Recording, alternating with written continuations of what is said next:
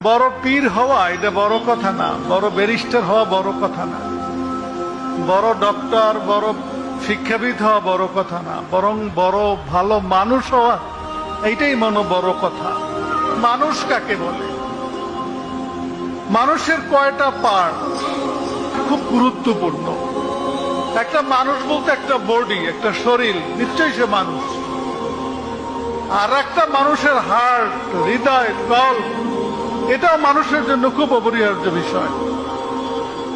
আর একটা মানুষের ব্রেন, মেধা, এটাও খুব গুরুত্বপূর্ণ বিষয়।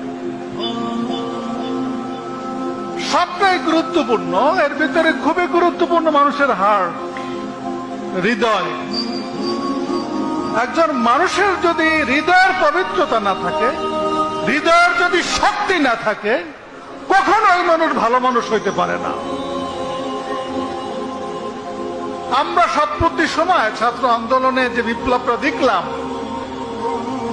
দুই একদিন আগেও যাদের অনেক বড় বড় কথা, বড় বড় কিছু শুনছি আমরা, তাদের মেধা ছিল না সেটা কিন্তু বলা যায় না। কি বলা যায়? যায় না।